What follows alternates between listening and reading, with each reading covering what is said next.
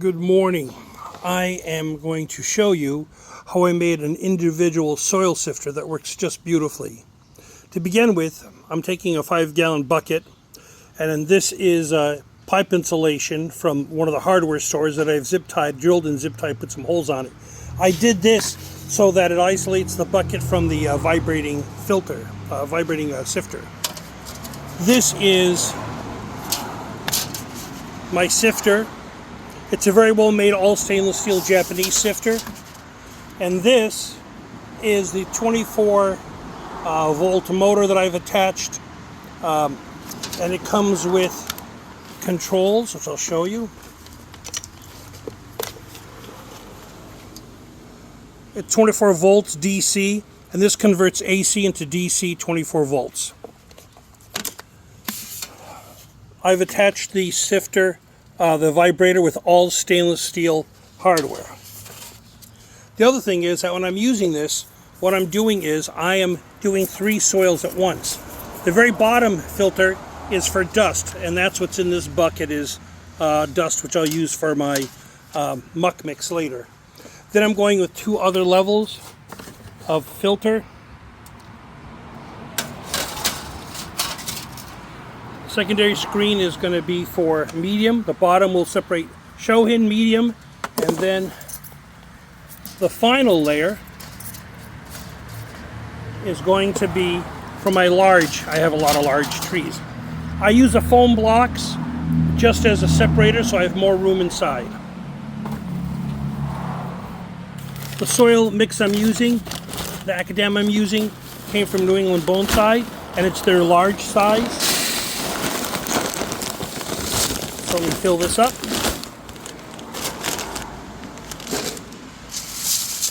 Sort it out. And now I'm going to put on the machine.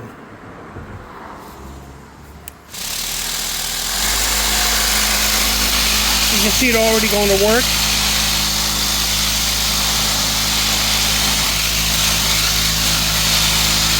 There's not a lot of the extra large in here. When I first did this without putting the foam around the edge, what ended up happening is this thing just shook right off.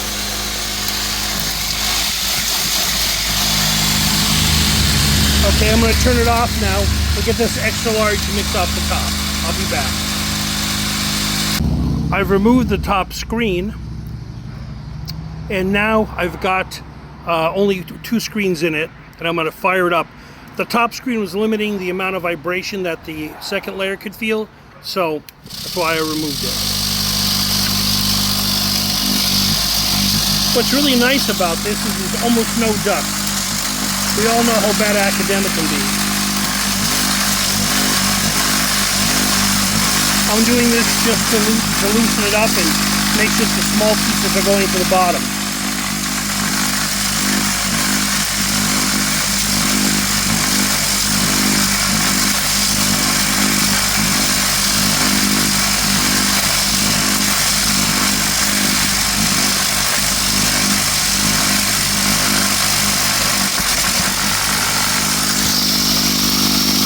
That looks like it's done. So I'll turn that off.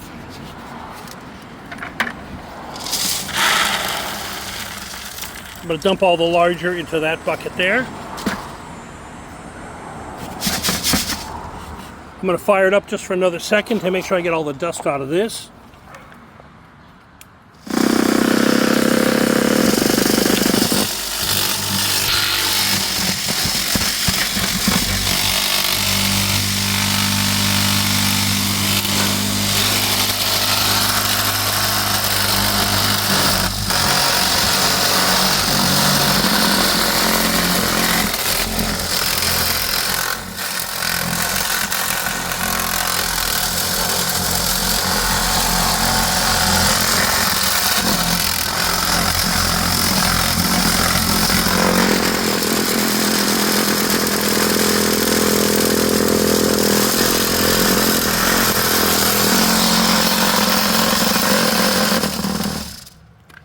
Now what I'm going to do is, I'm still not happy with how small this is.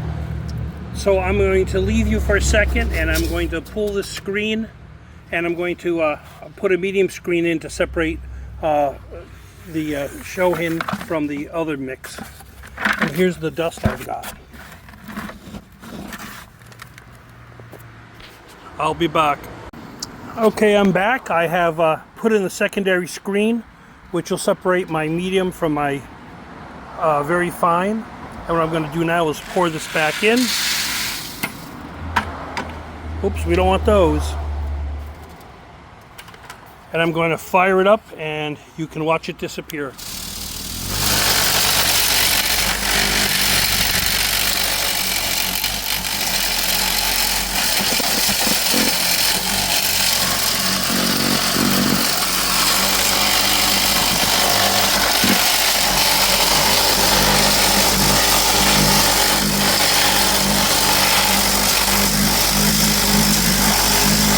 That's better.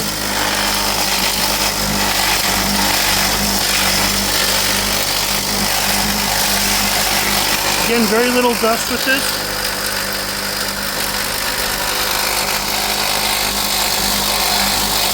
I'm going to turn it off.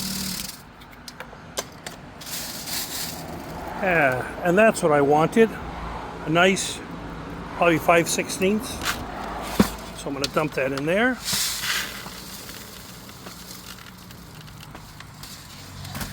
Now, when I used the New England Bonsai medium size Akadama, I got a lot of very small Shohin size. So I'll show you what that looks like in a second.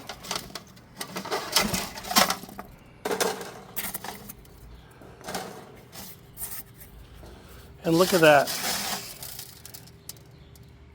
Beautiful stuff.